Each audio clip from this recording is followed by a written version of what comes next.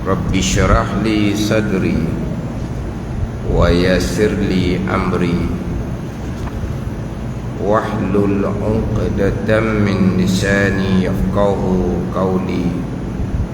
Subhanaka la ilma lana illa ma 'allamtana innaka antal alimul hakim.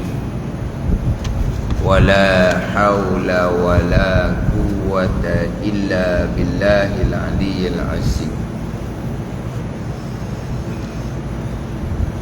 Kitab Fathul Mu'in, muka surat 108. Muka surat 108, petok yang kedua daripada bawah. Petok yang kedua daripada bawah.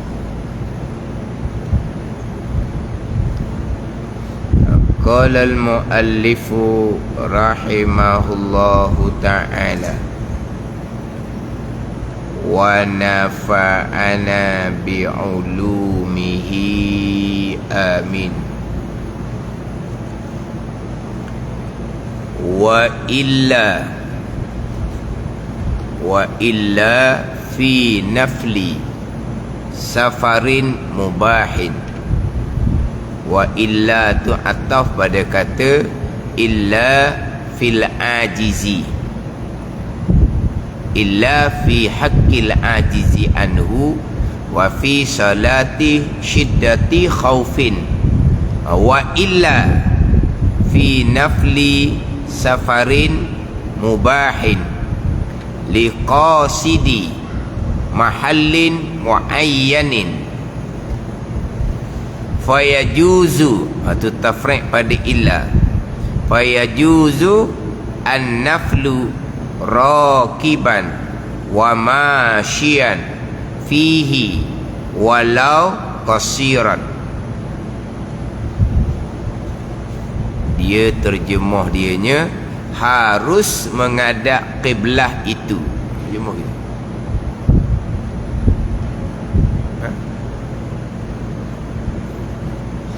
Harus menghadap kiblah itu kecuali solat sunnah. Harus menghadap kiblah itu.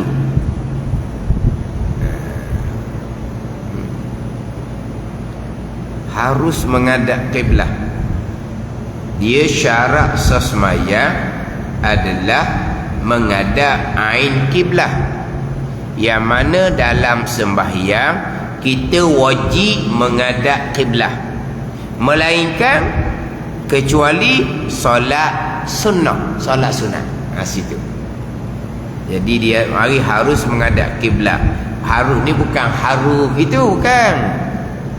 Sekarang bicara syarat sembahyang yang kelima, menghadap kiblah. Jadi menghadap kiblah tu wajiblah, melainkan yang terdahulunya pada sisi orang yang lemah daripadanya daripada menghadap kiblah.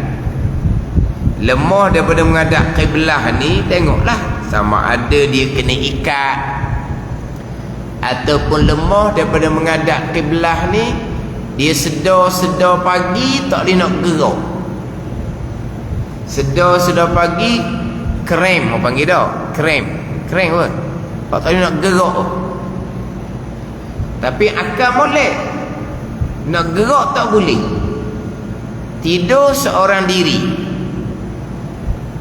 Jadi waktu subuh banyak dah ni, subuh nak habis dah ni, maka dia wajib sembahyang walaupun tanpa berwuduk, walaupun tanpa menghadap kiblat, sebab dia lemah daripada menghadap kiblat.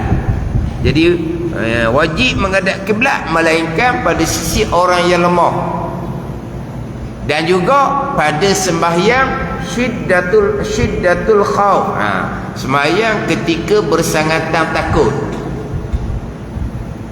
maka tanpa menghadap kiblat sembahyang nyesal. Wajib menghadap kiblat, melainkan orang yang lemah daripada menghadap kiblat, contoh diikat, Contoh, tak mampu bergerak sendiri, seorang diri, nak gerak pergi kat telefon, dia tak boleh gerak dah ni, kena bercakap apa tak tahulah, tapi akal dia sedar. Dia wajib solat subuh tu, kita bicara pagilah ni, dalam keadaan walaupun tidak menghadap kiblat. Begitu juga sembahyang syiddatul khauf, sembahyang dalam keadaan bersangatan takut, contoh dalam peperangan, maka tanpa menghadap kiblat solatnya tetap sah. Tapi syiddatul khauf ni banyaklah contoh-contoh yang terdahulunya. Lari daripada kebakaran, lari daripada banjir, lari daripada binatang buah, lari daripada ular, lari daripada orang tuan hutang. Ketika di dalam keadaan kesusahan, sedang bayang, bunyilah tuan hutang datang beri salam. Ni nak takat dia ni, maka dia pun larilah ikut pintu belakang rumah. Lari tu semayang ni, semayang, jangan berhenti semayang, sembahyang. Pergerakan banyak, tidak membatalkan semayang, dan tidak menghadap kiblat pun tak apa. Dia berlari ikut belakang rumah, lari ke dalam hutan ke, tak kira lah, aman dah dianya. Wajib segera menghadap kiblat, solat macam biasa. Masa lari tadi pergerakannya banyak, dimaafkan. Tanpa menghadap kiblat, dimaafkan. Sampai masa rokok, ketika berlari tu, rokok isyaratlah, jangan rokok betul. Rokok betul nak berlari macam mana? Isyarat, tunduk kepala ke, isyarat pada rokok, iktidal, selamat dah. Kena ngadap kiblat molek-molek, kena menyempurnakan rukun semayang. Hak macam biasalah, sebab dia sudah aman daripada persangatan takut. Bagi semayang syiddatul khauf. Hak mana ni kita bicara lepas ni, pak hutang. Orang yang tak bayar hutang kerana dia apa, dia kesempitan. Adapun kalau dia berkemampuan, waktu hutang dia, waktu bayar dia sudah sampai, dia tak mau bayar, dia berdosa besar. Nak lari macam mana, dia kena cari tuan hutang di rumah bawa duit. Bukan tuan hutang mari nak lari. Ada ni, ya, macam bicara lepas lah. Nak musafir pun tak boleh ni, orang berhutang tak boleh musafir, melainkan kena minta izin orang yang dia berhutang tu. Kena minta izin. Kalau dia musafir tanpa keizinan orang yang dihutang, musafir dia musafir maksiat, jamak qasar tidak ada bagi dia. Jamak qasar tidak ada bagi dia. Walaupun musafir pergi Mekah sekalipun, dia wajib kena minta izin daripada tuan hutang. Tuan hutang tidak izinkan, tak boleh keluar, tak boleh musafir. Ada ni. Bukan orang yang berhutang, berkemampuan, tak bayar, bebas. Tidak. Tapi dia buat bebas lah, bebas dengan hukum, bebas daripada hukum. Hukum tak bebas dia, dia kena sesah hutang dia. Dia berkemampuan. Lain orang yang apa. Orang yang apa ni dia tak sengaja. Waktu hutang siapa dah sepatut bayar, tapi dah dia miskin, dia tak ada duit, maka dia tak berdosa. Pada ni, ni lain ni. Tiba-tiba tengah-tengah dia semayang, tuan hutang mari nak tangkap dia ke apa ke, dia pun perlahan-perlahan buka pintu belakang rumah, dia pun lari. Semayang jangan berhenti. Semayang syiddatul khauf. Pelik bunyi, pelik lah kita nak ngaji. Kita nak belajar pelik lah. Apa benda peliknya? Tak ada pelik lah tu. Kalau saya ingat saya mengaji dengan tubuh saya nya, contoh semasa syiddatul khauf, selain daripada peperangan, lari daripada tuan hutang dalam keadaan dia kesempitan. Itu adalah contoh yang biasa tu buat. Kalau sedang sembahyang, lari daripada kebakaran, tak pelik. Sedang sembahyang, lari daripada banjir air naik, tak pelik. Sedang sembahyang, tiba-tiba ada binatang buah, kita sembahyang dalam kebun, mari harimau di belakang, kita pun lari, itu tak pelik. Tapi semayang kuiti lah. Hak peliknya, lari daripada tuan hutang, datang nak takak dia.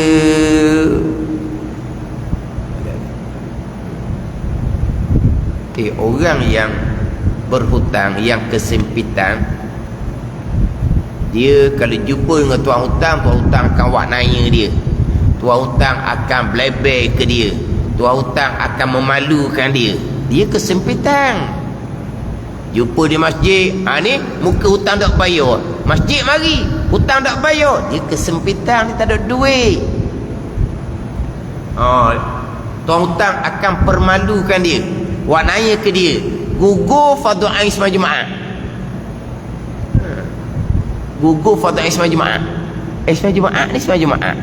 Gugur fardu kifayah sembahyang Jumaat. Teringat je fardu kifayah. Gugur fardu sembahyang Jumaat. Dia kesempitan ni, dia kesempitan faham tak? Yang kaya hutang tak bayar tu berdosa besar. Tu orang tak pakai gawar gitu, orang jahat gitu. Ada ni. Jangan bab-bab ni nampak baik tapi jahat. Hutang orang tak bayar. Adalah pesen-pesen gini, kaya, banyak harta tapi hutang orang tak bayar. Ada. Orang jadi main-main besar-besar tu lah, main projek besar-besar tu. Kaya-kaya lah dianya, tapi subkong, sub subkong tau. Hak sub ni dia tak bayar habis duit, ada je dia kaya-kaya, projek berjaya, tapi hak subkong dia ni dia tak bayar. Rumah besar je gegung, kau tak besar je gegung, besar je gegung tau. Besar je gegung, kecek tuik apa gitulah dah. Rumah besar je gegung. Ada masa buat program we makan anak-anak yatim, ramai anak yatim dia panggil, ambil gambar. Buat program we makan budak-budak tahfiz, ramai budak tahfiz dia panggil, ambil gambar. Tu sunat. Hutang orang dia tak bayar. Ni manusia jahat ni. Hutang orang dia tak bayar. Tergamuk dia berlakon pada agama. Ni orang panggil apa? Menunggang agama lah ni. Nak panggil penunggang agama ni. Tunggang agama lah tu. Nak nampak dia pemurah. Panggil anak yatim, beri makan. Panggil budak tahfiz madrasah, beri makan. Padahal dia tu orang jahat. Hutang hak wajib dia bayar, dia tak bayar. Dia orang dia tak bayar. Ni panggil penunggang agama. Ke macam mana penunggang agama? Orang yang patuh pada agama, memperjuangkan agama, panggil penunggang agama. Tu dah betul dah lalu gitu. Dia bagi penunggang agama ni. Tergamuk. Habis duit banyak-banyak pergi makan. Tu sunat. Duit orang bayar pun habis lah. Mu kaya raya. Tak peduli. Atau dunia pangkat besar lah. Tak dunia pangkat besar. Sak-sak ni pun tunggulah. Tak bang dah. Tak boleh dah. Ada ni. Berat belaka ni. Manusia jahat orang panggil. Tapi tak rupa baik macam tadi lah. Masjid tak pernah tak mari. Program masjid, kalau program besar-besar tu lah, orang berkenaan, duduk depan lah. Kalau program fardu ain tak mari. Tak mari. Program haji ni mari-mari tu buat ceramah tu lah. Tu nak kena ada depan, lebih gambar ada. Mana ni? Afrika Selatan. Dia pelik-pelik ni kita sebut Afrika Selatan lah. Kalau sebut Terengganu, tak pernah Sabah Terengganu kita Darul Iman. Tempat orang baik-baik, orang beriman belaka kan. Terengganu Darul Iman, negeri orang beriman. Kalau tak beriman, keluar dari Terengganu. Gitu dah. Darul Iman, negeri orang beriman. Tak beriman, keluar lah.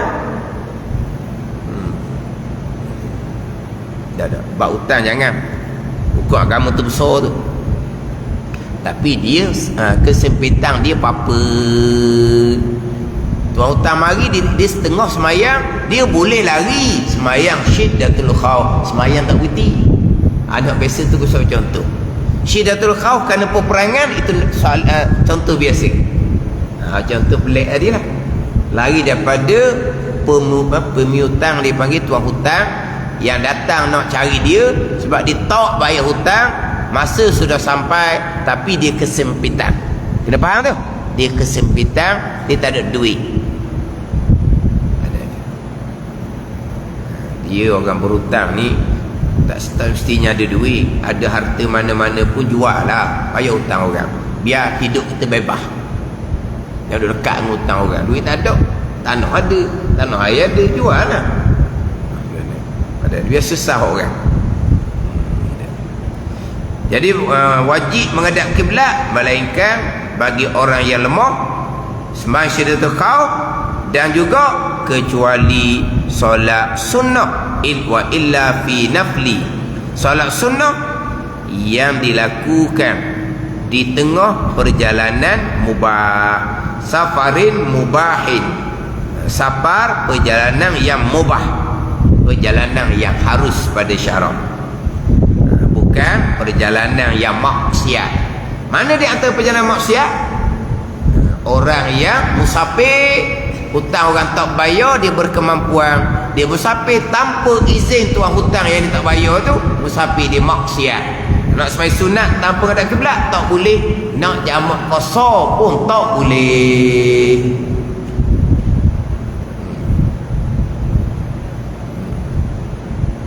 Dia kena banyak dah pihak-pihak masjid ke, pihak-pihak jabat agama ke buat ni buat apa ni, panggil apa, poster tu, poster buat ayat molek, peringatan keras kepada pemihutang yang liat daripada membayar hutang. Ada dah kan, mana buat macam-macam lah, buat macam apa poster tu kan, tepek di masjid, tepek di surau, tepek di bangunan sivik, tepek di balai raya, tepek tempat-tempat orang ramai, tepek kedai-kedai. Buat ni apa panggil apa tu, sop-sop tu ni panggil apa, pak ilam sop-sop tu panggil apa tu, pipi jalan tu mahal tu dah. Tu mahal tu kena bayar sewa lah. Tulis besar molek. Macam agama lah tulis molek, apa ingatan hukum. Kewajipan bayar hutang sampai ke mati, wajib dibayar oleh pewaris dia. Tapi ingat baik, jangan salah faham. Anak contohnya tidak wajib bayar hutang ayah. Anak tidak wajib bayar hutang ayah. Isteri tak wajib bayar hutang suami yang meninggal, tak wajib. Wajib atas anak lepas ayah mati, ambil daripada harta peninggalan arwah untuk bayar hutang. Bukan anak wajib bayar hutang pakai duit poket dia. Dah. Tak ada kena-kena dengan anak. Tak ada kena-kena. Dia kata anak wajib bayar hutang, wajib ambil daripada harta peninggalan arwah. Dah. Tidak diparaikkan. Belum diparaikkan. Ingat baik. Ada ni paraik ni kemudian dah. Paraik ni kemudian dah. Nak paraik ni kena selesai hutang agama dahulu. Dia wajib mengerjakan haji tapi tak sempat kerja haji, mati. Wajib kena buat keluar dah harta peninggalan arwah untuk upah haji. Dia ada fidyah puasa, buat keluar daripada peninggalan arwah untuk yang ni, untuk duit untuk beli beras. Dia ada hutang orang tak bayar, wajib kepada pewaris ni ambil daripada harta peninggalan arwah. Bukan itu bukan pusaka. Sebab itu bukan harta milik arwah, itu harta orang lain. Wajib kan? Tapi anak tahu sangat. Sebab apa? Hutang tak bayar tu menyebabkan ayah dia balas dengan kawan baik dia. Kerana ayah dia tak bayar hutang, kawan baik dia. Anak dia tahu sangat-sangat. Mati, anak pun tengok hutang banyak ni, kalau bayar tak ada bahagian, aku nak pusaka. Dia pun paraik sama adik-beradik dia. Anak dia meneruskan kerja zalim, kerja dosa besar, lapar harta milik orang. Hak dalam kubur tu akan dapat dosa yang sama. Sebab anak dia meneruskan kerja jahat yang dia mulakan kerja jahat. Dosa anak tak kena pada mak ayah. Dosa anak tak kena pada mak ayah. Malaikat dosa anak yang berpunca daripada ayah tu buat kerja jahat masa dia hidup. Dia hak anak ni pahala pun sampai ke mak ayah.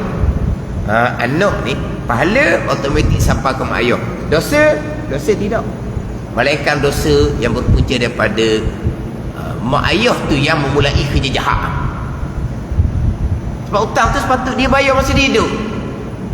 Dia mati, anak kena keluar daripada harta peninggalan. Anak pula jadi sayang, tak pusaka, tak boleh harta duit lah dianya, dia buat senyap. Hutang tu mari jumpa dengan anak ya. Ni hutang arwah ayah awak. Itu ayah saya berhutang, bukan saya. Ada ni. Bukan minta duit anak, minta harta peninggalan arwah. Anak dia pakat bagi pusaka. Buat kerja jahat, kerja dosa besar.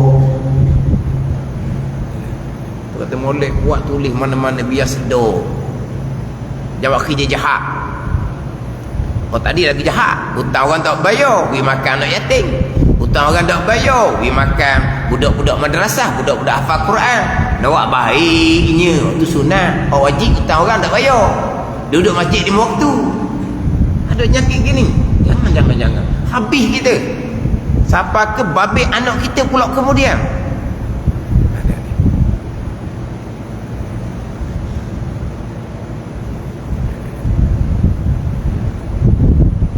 Orang seumpama ni musafir, dia musafir maksiat, bukan musafir harum.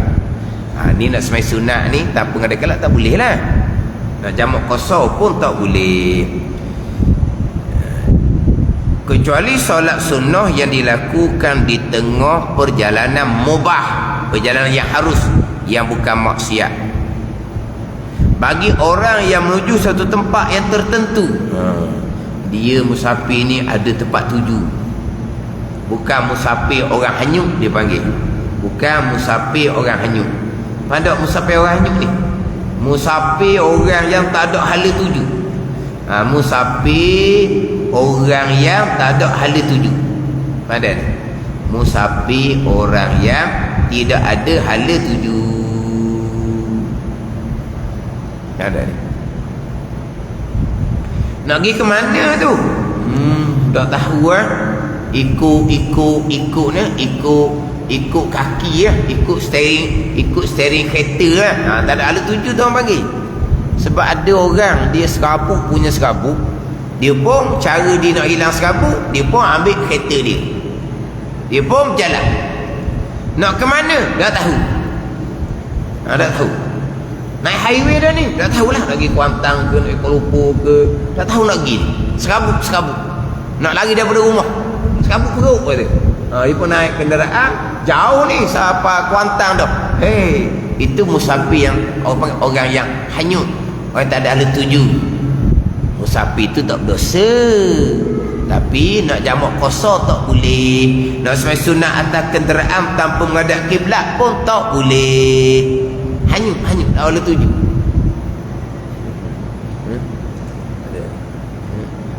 Saya pernah dengar cerita lah, orang hanyut dia tahu boleh tuju.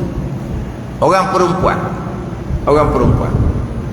tu lelaki dia bini 2. Dia punya serabut, dia bawa kereta, dia turut belakang bak ekspres. Sebab dia jalan tak kenal mana, dia turut belakang bak ekspres. Pasal gimana dia tahu? Kena bak ekspres tu pergi Melaka. Siapa Melaka dia daripada Terengganu? Atau Terengganu betul tu. Bukan Afrika Selatan lah. Dah sepuluh Terengganu tadi kan. Terengganu tu. Siapa Melaka? Bah berhenti makan. Dia berhenti makan. Sebab dia nak jalan sendiri, tak tahu nak tahu nak jalan ke mana. Perempuan yang biasa jalan jauh, suami dia bawa. Ni cerita dulu lah, ni tak ada GPS lagi ni. Ada GPS, tekan GPS apa ke mana pun. Dia ikut belakang bak dulu kan. Ingat kita jalan dulu macam mana? Ni ketah panjang simpang ni, tanda di sini, masuk kanan, jumpa pula simpang ni, tanda di benda ni, jaga pula simpang ni, tanda ni. Ni ketah peta ni, Allah besar ada ni. Cari satu-satu bangunan ke, satu-satu sekolah ke, tak kira lah. Tanda siapa juga pas ke Melaka mana pun tak pernah sesat. Tapi gitulah kalau dulu. Ni tak ada benda lah. Ni sekarang ni tak kenal orang apa dah. Tekan telefon tu siapa lah.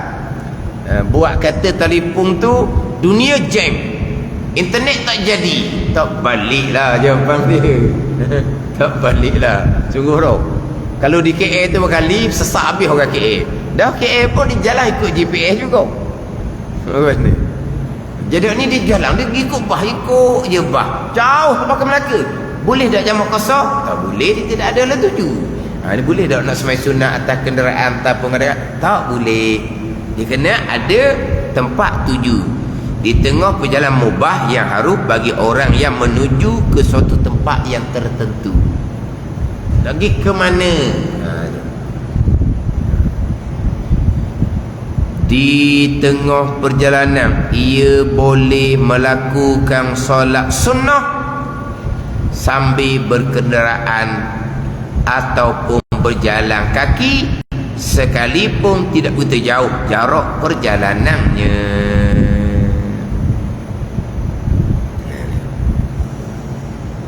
Dia bicara orang ni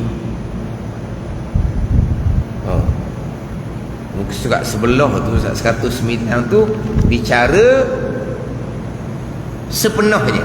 Sepenuh bicara hak semai sunat atas kenderaan ataupun berjalan kaki yang mana tidak diwajibkan menghadap kiblat. Ni satu muka surat sepenuhnya surat 109 bicara bab semai sunat. Panjang. Syidatul khauf pendek je.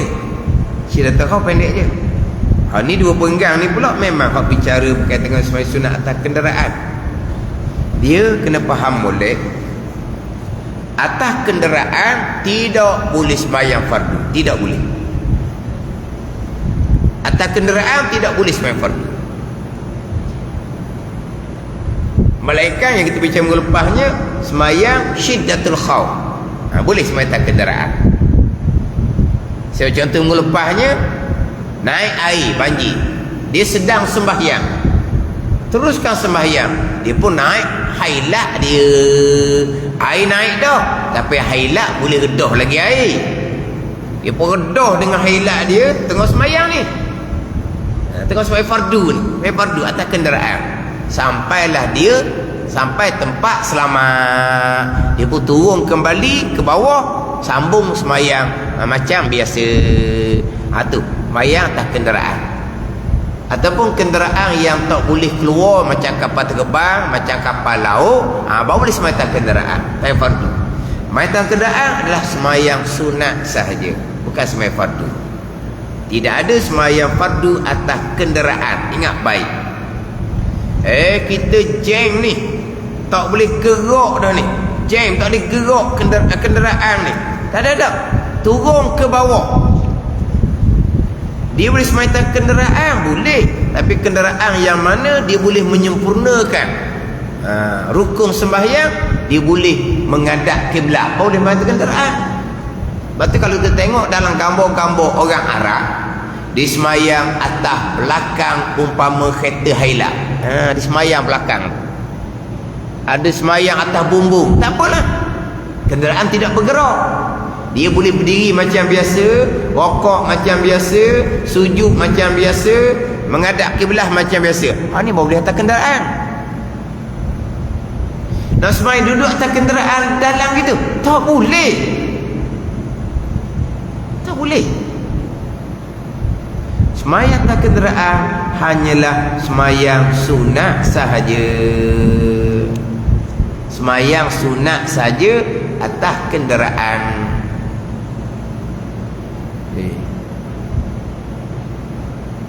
Orang kita sekarang barulah ada perubahan lah. Kalau kata sekarang kita boleh tengok jam sembahyang di tepi jalan raya. Baru nampak sekarang ni, baru nampak. Tak ada ni orang musim perayaan tu kan, jam subuh nak habis dah, orang pun hampa sejadah tepi highway. Tapi ada kot netizen hok jahil. Ada netizen jahil. Dia kata semayang di tepi highway merbahaya. Merbahaya apa? Kereta tak bergerak. Ni korok ni. Pelik manusia. Apa tu ada pula Kang boleh jamuk kan, dia kata. Kenapa tak jamuk? Subuh nak jamuk ngapa? Ni abang mesti lagi berbengong tau. Ada netizen dalam hati. Tapi dia tunjuk gambar semua tepi jalan merbahaya, dia kata. Membayar apa kata tak bergerak? Oh tadi jamak. Jamak duha ke apa? Subuh jamak apa? Sebab apa? Sebab dia mikirnya Allah nebeng. Pada nebeng? Pada nebeng. Nebeng ni apa? Nebeng ni apa? Nak semayang sangat. Gitu dah orang kata. Nebeng apa kata? Nebeng ni Allah balik qada di rumah. Ni manusia jahil. Ni manusia jahil hok tak pakai kawan. Qada rumah, qada mana qada? Semayang tepi jalan tu lah. Semayang tunai macam biasa. Wuduk macam biasa. Wuduk air dia dah. Air banyak dalam kenderaan, dalam kereta standby dah air. Apa wuduk macam biasa? Semayang tepi jalan. Qada apa qada? Tinggal semayang. Nama tercatat di pintu neraka. Oh boleh buat ayat. Main rumah, qada subuh habis dah. Oh ni jahil satu, jahat satu. Dia lah macam mana. Tapi dia komen orang semayang tu, dia tak setuju orang tu semayang. Yang dia memang tak semayang dah lah. Kau anda mu tak mau semayang, neraka mu. Tapi kenapa dia komen, dia petikai orang semayang? Tu timbul main rumah, qada. Sebab kita darurah, sebab jeng. Ni selagi ni darurah, korok mu darurah. Darurah apa? Boleh semayang. Kita orang Melayu ni barulah sekarang ni orang mana apa ni terbuka dah. Semayang tepi highway sudah menjadi satu benda yang tak memalukan. Orang Arab siap berjemaah laginya. Keluar tepi apabila jeng semayang seorang. Ada tu lalu belakang. Orang semayang berjemaah laginya. Sungguh orang kita dulu tak semayang. Memang tak semayang. Satu lagi dia semayang atas kereta. Tak ada. Semayang fardu tak ada atas kenderaan. Ni kita bicara semayang sunat, dia boleh atas kenderaan. Semayang sunat, bukan semayang fardu. Tak boleh. Semayang subuh tak boleh atas kenderaan. Ditimbul isunya subuh lah. Zuhur, asar, maghrib, isyak tu mungkin lah. Dia boleh jamak takdim ke, jamak takhir ke, atau pisau lah sikit lah macam mana. Ada.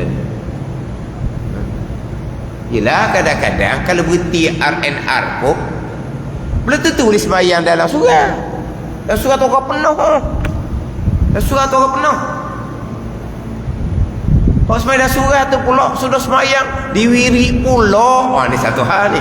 Ni nak kena jaga koh belaka ni. Diwirik pula. Ni kalau kata nebeng pun. Nebeng. Bila kata nebeng ni. Wirik. Bangunlah orang lain nak semayang. Lepas tu wirik lah sambil berjalan kaki. Apa masalahnya? Wirik dulu ni. Baca doa. Orang duduk pintu tunggu ke dia. Kalau jenis backing kali ambil buang ke tanah.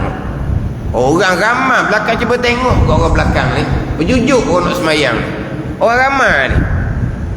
Akhirnya orang semayang atas wakah. Dia hampa tikar di semayang atas rupu. Super juga. Tapi waktu tu sempat sampai di RNR. Zuhur asar boleh lah. Dia boleh jamak takhir. Maghrib isyak boleh lah. Jangan semayang tepi jalan tu. Semayang di RNR. Walaupun semayang di tanah pun tak apalah. Tapi kalau subuh tak ada pilihan tu. Ada ni. Subuh pun ada subuh. Orang keluar awal nak lepas daripada jeng. Dia keluar awal nak lepas daripada jeng. Kepala otak gitu bukan dia seorang. Orang lain pun kepala otak gitu juga. Keluar awal lepas daripada jeng. Kalau ni keluar awal lepas daripada jeng. Kepala otak yang sama. Akhirnya boleh ke jeng sungguh lah. Dah ramai pakai keluar lewat kena jeng. Keluar awal keluar ke 2 pagi 3 pagi tak kena jeng. Ingat ke kepala dia je mikir gitu. Kepala orang lain dah mikir gitu. Ni saya cerita pengalaman orang lah. Kita tengah dia tak ada pengalaman tu. Atas kenderaan sampai ke 20 jam 24 jam kalau kita dah raya dah. Raya di KL lah. Biar menangis seorang pun. Dah atas kenderaan 20 jam pun benda main. Dia tu turun awal. kono-kononnya anak tidur angkat anak nak lepas dia jeng. Dia kata orang lain berfikiran yang sama. Jeng punya jeng. Subuh isu. Jadi kalau pukul 3, pukul 2, pukul 3, subuh tak lama. Subuh tak lama mana tu? Tu hak semayang tepi jalan. Orang yang seumpama ni, dia ada persediaan belah kedok, air ada belah kedok. Orang seumpama ni, orang perjalanan yang pusing raya memang dia ada persediaan. Semayang dengan wuduk macam biasa. Semayang tepi jalan. Tapi hari pun kereta tidak bergerak. Sepatutnya orang lain pakat berjemaah. Ni duk soal orang semayang. Duk soal. Timbullah sesemayang tak kenderaan. Tidak ada kalau semayang fardu. Cuma mana orang kita ni bertambah timbul kesedaran. Jangan sesekali berfikiran tinggal semayang subuh sampai kampung qada. Tu tak ada seumpama tu, tak ada. Pada ni satu waktu semua ditinggalkan, masuk neraka satu hukum 80 tahun neraka, satu hari di neraka 1000 tahun tempoh masa dunia. Satu waktu solat yang ditinggalkan, tidak ada tinggal solat. Tapi dengan kereta banyak tu, dengan orang semayang tu, tak ramai sangat lah. Tak ramai lah, tak ada lah. Hak balik raya tu orang Islam lah ke? Kan ada orang bangsa lain balik raya? Orang Islam lah ke? Lepas tu subuh ada semayang, dia ambil gambar orang tu. Orang tu dah ambil gambar, orang lain ambil gambar. Tu dia nak kata tu. Yang ambil gambar tu semayang tau. Banyak-banyak kereta hot jam tu semayang ke tak? Nak kata orang jahilnya manusia tinggal semayang subuh. Patutnya sama-sama semua turun belaka semayang tepi jalan 2 rakaat je, sekejap je, bukannya lama.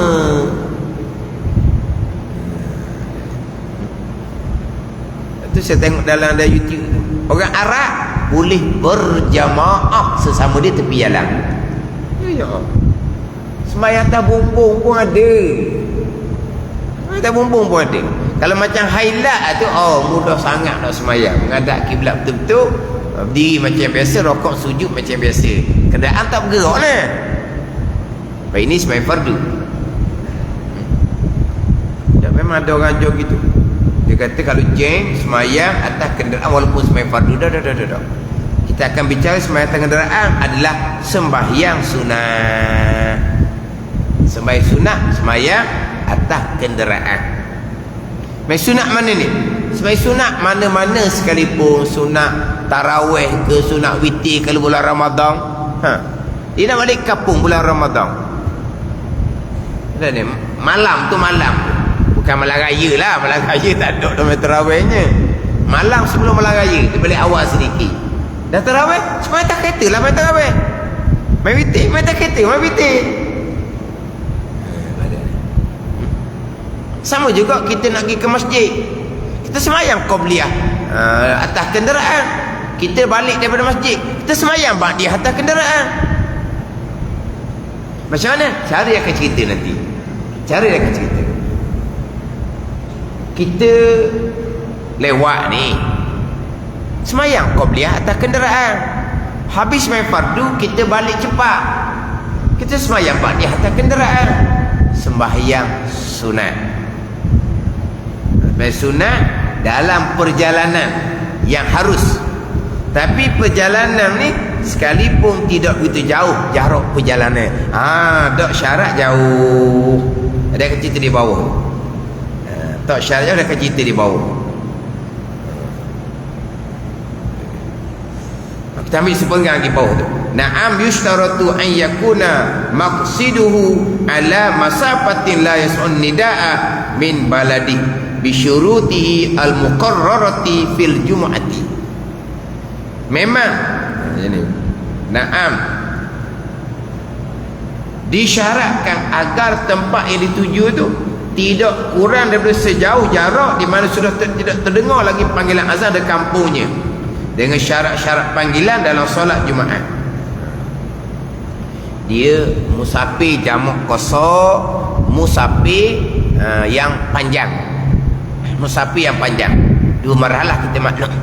Adapun semayang sunat atas kenderaan, janji musafir walaupun musafir pendek. Musafir pendek ni ke mana? Ke satu tempat yang mana azan bang di kampung kita, tempat tu tak bunyi dah bang kampung kita. Pada ni. Sama dengan bicara berjemaah. Berjemaah kita akan cerita semula.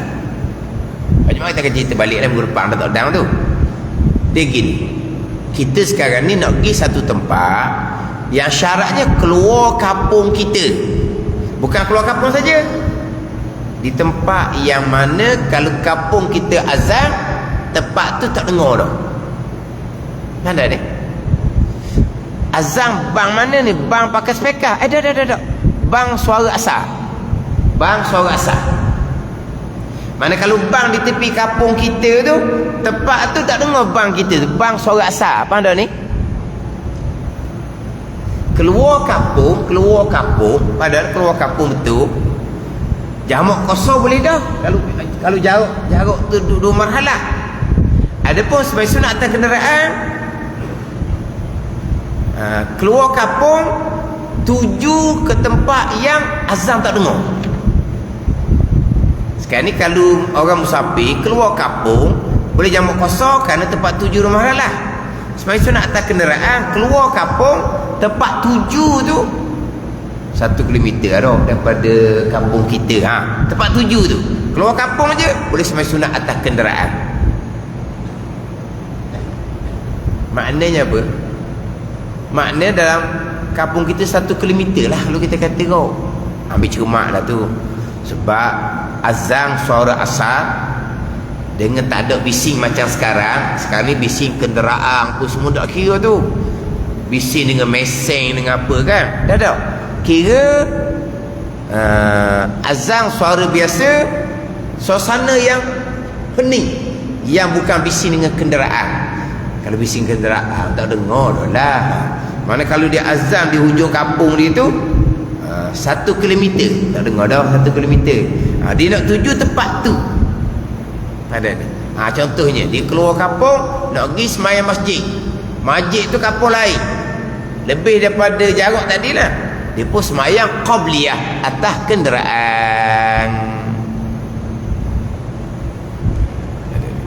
Dia keluar kampung nak pergi semayang masjid kampung lain, tapi berdekatan ke kampung dia, nak semayang sunat atas kenderaan. Sebab dia tak panggil musafir gitu, sebab dekat sangat. Dia nak biar jarak daripada kampung dia. Kalau bang dengan suara asar, suasana yang tenang, suara bang sudah tidak kedengaran. Dia bicara sebagaimana bicara bab Jumaat. Atau nanti bab Jumaat kita akan bicara semula. Semayang sunat atas kenderaan ketika musafir, walaupun musafir pendek sekalipun. Kalau musafir panjang sampai ke Kuala Lumpur tu sama telah lah waktunya. Ini walaupun musafir pendek sekalipun.